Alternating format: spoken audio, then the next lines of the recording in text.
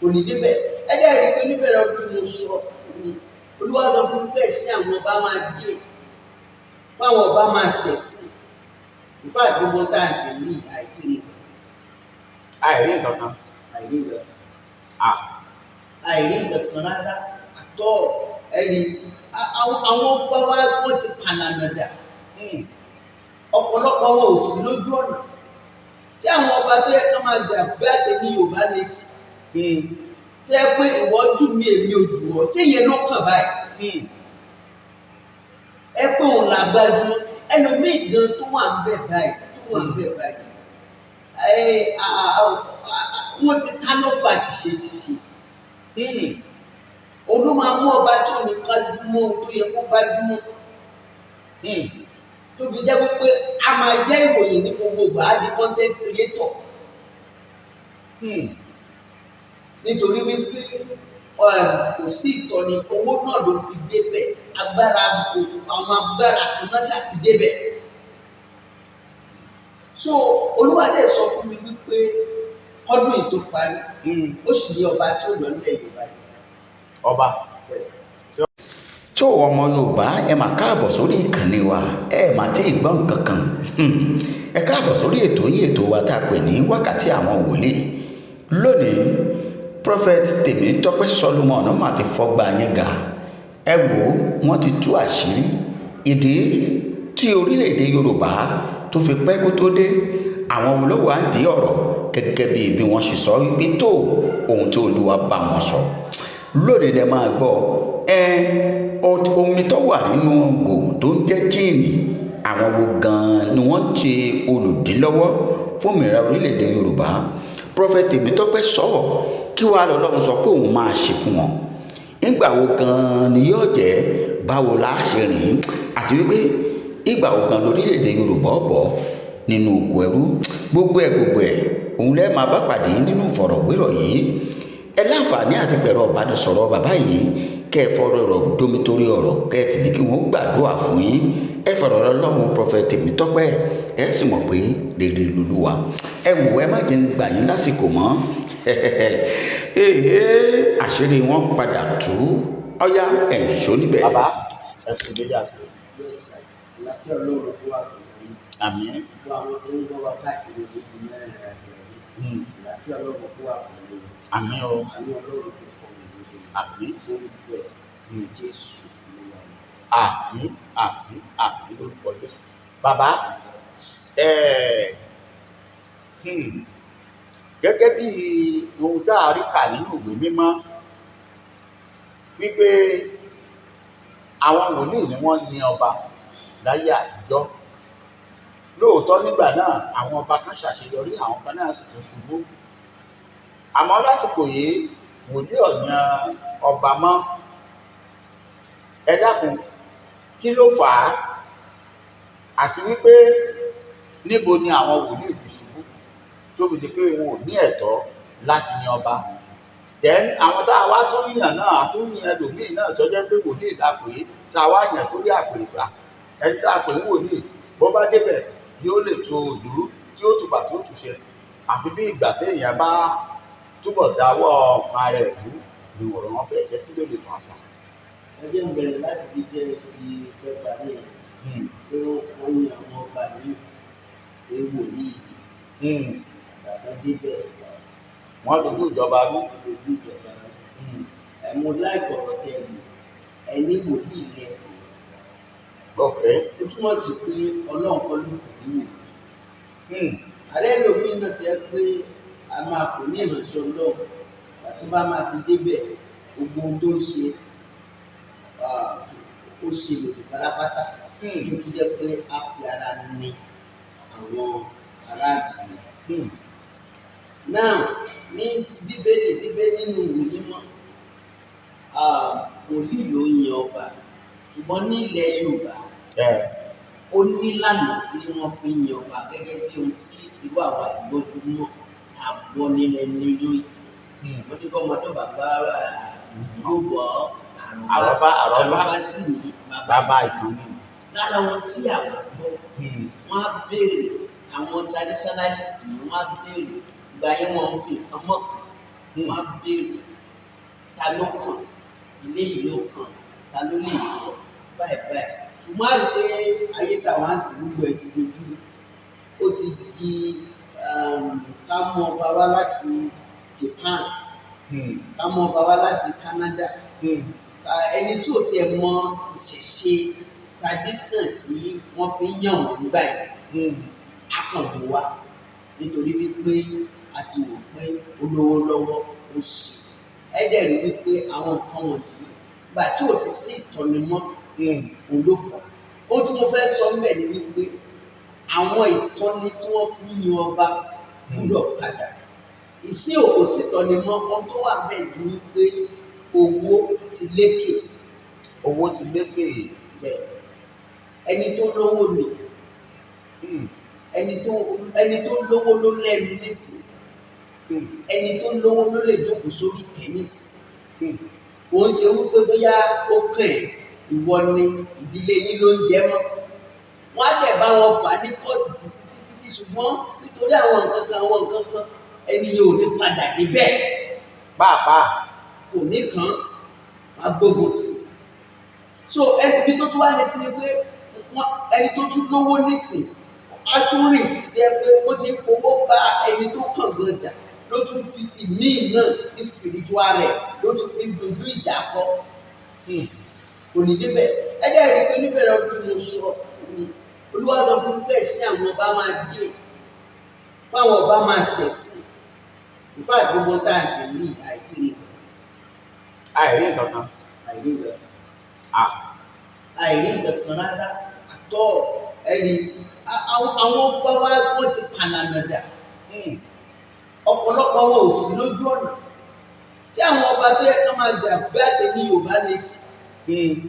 Tó yẹ pé ìwọ jù mí èmi ò jù ọ́, ṣé ìyẹn ló kàn báyìí? Ẹ pé òun là gbájúmọ́ ẹlòmíì gan tó wà ń bẹ̀ báyìí.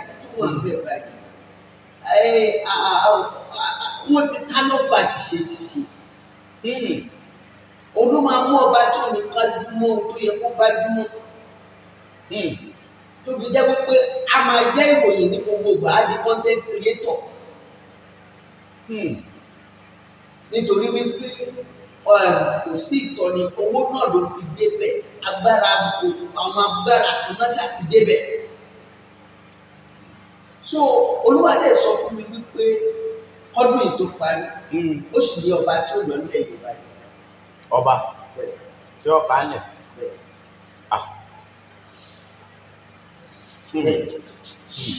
Bẹ́ẹ̀ ló wá. So ó ṣe pàtàkì kí àwọn ọba wa Jeremiah 6:16 kọ́ padà sọ́nà Ibrahim. Ètí ò lọ́lọ́run kó lọ́lọ́run. Kí àwọn tó dẹ̀ jẹ́ ọba bàjẹ́ náà kó má jẹ́ wípé wọ́n ti ọwọ́ òṣèlú bọ̀. Wọ́n ti ọwọ́ pé èyí tó bá ti lè fún mi lówó jù òun láàbí ìdìbò. Gbogbo àwọn nǹkan wọ̀nyí kó máa ṣèpalára. Èyí ló tó wá rán mi lákòókò. Bàbá àmọ́ pẹ̀lú gbogbo àwọn àṣìṣe àwọn ọba yìí, ẹ dákun ta ni ká púpọ̀ fà á? Ṣé wòlíì ni àbí àwọn tó yàn wọ́n? Ṣé mọ̀ pé aṣọ níbẹ̀rẹ̀ wípé àwọn ọba wòlíì ní yàn wọ́n lóòótọ́, ṣùgbọ́n lásìkò yìí wòlíì ò yàn wọ́n mọ́. Bọ̀ síbẹ̀síbẹ̀ náà wòlíì wà lórí ìjọba náà. Ebi wòlíì sì wà tó rìn káàkiri tó ń ṣiṣẹ́ Ọlọ́run. Ṣé ká sọ pé àwọn lẹ́bi àbí wọn lẹ́bi kankan? Because wọ́n ní right láti sọ fún wọn pé ohun tó ń ṣe yóò dá, gẹ́gẹ́ bí àwọn wòlíì ìgbà àdìgbò ṣe. Gbogbo wa lájẹ̀bi. Lọ́nà wo? Ó dàbí ìwé kan báyìí kan ní gbogbo wa lójú. Ẹni lẹ̀ mọ́ bá bàrà ó. Mo kà ní ohun tó wà bẹ́ẹ̀ ni wípé wòlíì tí ó correct ọba tó nǹkan ti bí báyìí. Ọ̀rọ̀ dà lẹ́nu ẹ̀. Wòlíì tí ẹ kó òun fẹ́ sọ̀rọ̀ tó bá tó ń gbòòrò tó mọ̀ tó tọ́. Ọ̀nà wo ló fẹ́ darí ọba sí? So nǹkan ti bàjẹ́ gan ju wípé kí gbogbo wa wá ojú ọ̀nà lílọ àti ọba o àti wòlíì o ká padà sọ́dọ̀ Ọlọ́run kí ẹ̀sìn yìí kó lè dáwọ́ dúró. Bó ṣe rí nìyẹn. Olúwa dẹ̀ sọ fún mi jẹ́ ilé bára síbẹ̀ yẹn. Olúwa ní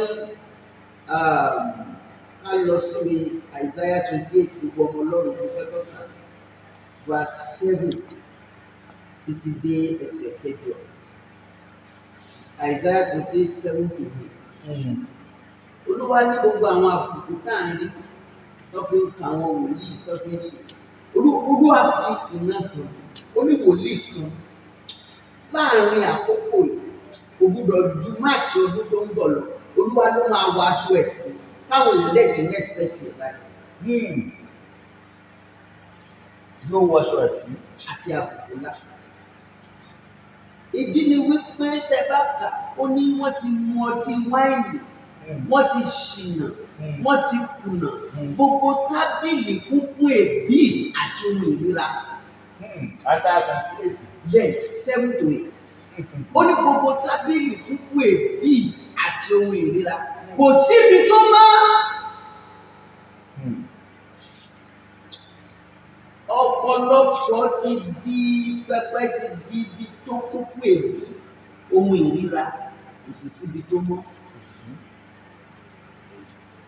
Báwo wá ni ẹ̀mí mímọ́ ṣe fẹ́ sọ̀rọ̀? Ẹ̀mí mímọ́ la pè, kò ṣe ẹ̀mí ìdọ̀tí. Olúwa sọ fún mi wípé gbogbo àwọn wòlíì tí ó jẹ́ pé èso títí gbogbo ẹ̀yà máa yàmá tí wọ́n ń ṣe. Olúwa ní òun máa pè náà máa tì wọ́n sí. Fáyé gbọ́, fáyé rí. Ọ̀dọ́ náà wà bẹ́ẹ̀ o. Ọ̀dọ́ wà ó tí àwọn àgbàlagbà ní fún ọ̀dọ́ wà bẹ́ẹ̀ jẹ́ pé kó máa bọ́ ọmọ sùn kí ni. Ó dẹ̀ lóun bá ṣe ìlú wa. Tí kò tí ì dìbò kalẹ̀, Olúwa ní gbogbo wọn ló máa ṣe. Bàbá ẹ sọ̀rọ̀ fún lẹ́ẹ̀kan tó mọ̀ gbọ́. Ẹ ní títí bá ṣe bẹ́ẹ̀ tó bá jẹ́ pé ibi tí àwọn ọba ní ìpayà Ọlọ́run tí wọn ò sì tí ì di alábọ̀dé, a lè máa sọ̀rọ̀ nípa orílẹ̀-èdè Yorùbá káwọn kan máa jà. Ìdí ni pé kò sí ìṣọ̀kan, kò sí ìṣọ̀kan lèyàn, ìṣọ̀kan fúnra rẹ̀ ó mú kí Ọlọ́run dìde lórí ilẹ̀ ìgbà kan kó tọ́wọ́ ní Bábélì. Pé tí wọ́n bá fi ìṣọ̀kan yìí, wọ́n á kú tó ń gbèrò yìí á dé ọ̀dọ̀ wọn. Ìṣọ̀kan yẹn dà láàrin àwọn ọba. Kò sí. Oníkálukú ń jà fún bí ọba kan náà lọ sẹ́wọ̀n láìpẹ́ pé wọ́n kó owó bí. Gbọ́dọ̀ fó kọ ọmọ Nàìjíríà gbowó sí o. So gbogbo ẹ̀ kò síbẹ̀ wọ Ọlọ́run náà. Lórí pẹpẹ kò síbẹ̀ wọ Ọlọ́run. Láàárín àwọn ọba kò síbẹ̀ wọ Ọlọ́run. Oníkálukú ń jà fún ara rẹ̀. Ẹ wá ní kẹ́sì àti àbùkù má dé. Ohun tó ń ṣẹlẹ̀ ni. Kábíyèsí. Ẹ̀sìn àtàbùkù ni wọ́n máa rí. Olúwa ní ẹnìkan tí wọ́n sì respect gẹ́gẹ́ bí wòlíì lórí afẹ́fẹ́ pé ó máa kẹ́. Bẹ́ẹ̀ ni ló wá wò. Torí gbogbo àwọn nǹkan ṣe ní bọ̀rọ̀ máa fẹ́ lé gbogbo àwọn nǹkan bó tó nǹkan bẹ́ẹ̀ ṣá ó máa jáde sí. Ohun tí wọ́n ṣe lábẹ́ èlùbí á kéde ẹ̀ níta ìṣòro ọ̀dà bàbá. Tí ọ̀rọ̀ bá wá rí báyìí, kí ni ìgbésẹ̀ pàápàá àtọba àti àwọn wòlíì? Ìgbésẹ̀ kan ṣoṣo la ní. Pé ká rẹ ara wa sílẹ̀, ká wo ojú Olúwa wo ilẹ̀ wa ṣàánú fún wa. Ká rẹ ara wa sílẹ̀, ká wo ojú Olúwa tó Olúwa ṣàánú fún mi. Ká padà sọ́dọ̀ Ọlọ́run, ọ̀nà àbáyọ tó wà ní. Ọmọ Yorùbá àtàtà gbogbo yín tẹ̀ ń gbọ́ wa láti bí ìṣẹ́jú mẹ́rìndínlógún sẹ́yìn. Ọ̀rọ̀ lẹ ti gbọ́ látẹnu bàbá wa yìí o, Prophet Tèmítọ́pẹ́ Solomon. Ẹ ti mọ̀ pé tá a bá ti dọ́dọ̀ bàbá yìí fún wọn sì kan pé méjì. Wọ́n ní ẹ̀sìn àti àbùkù ó ń bọ̀ wá bá àwọn ọba kan láìpẹ́ yìí àti àwọn wòlíì. Ẹ pé kí gbogbo wa, ṣùgbọ́n ọ̀nà àbáyọ wà o. Bàbá lè yí padà sí ọ̀dọ̀ Ọlọ́run. Ẹ wò ẹ má jẹ́ n gbà yín lásìkò mọ́. Ẹ dákun ẹ̀rọ ìbánisọ̀rọ̀ bí mo ṣe sọ ti bàbá yìí ó ṣe pàtàkì, ó ṣe kókó. Ẹ máa pè wọ́n kẹ́ ẹ máa fọ̀rọ̀ lọ Ọlọ́run wọn. Ó sì dá mi lójú pé Ọlọ́run Prophet Tèmítọ́pẹ́ Solomon kò ní já yín kulẹ̀ ó dàbí àpò lè bó tún orí. Kìkì kẹ́yìn ó gbé fóònù yín kẹ́ ẹ pè wọ́n, kẹ́ ẹ fọ̀rọ̀, kẹ́ ẹ bá wọn sọ̀rọ̀. Ẹ̀yin lọ́balọ́ba, ẹ̀yin wòlíì, má pèrè ní àgbàlagbà, àgbà wòlíì ni mí nílò tọ́ ni padà ń bẹ̀ rárá o. Abẹ́yìn òbí pàápàá àwa tá a ṣe wòlíì tá a pásítọ̀, ẹ jẹ́ á fọ̀rọ̀ lọ Ọlọ́run bàbá yìí. Ó sì dá mi lójú pé Ọlọ́run wọn kò fìgbà kan jẹ́nikẹ́ni kulẹ̀ rí, kò ní já wa náà kulẹ̀. Títí ìgbà míì tá a tún pàdé ní ọ̀dọ̀ bàbá wa, àlàáfíà Ọlọ́run kó máa bá gbogbo wa o. Ó dàbọ̀.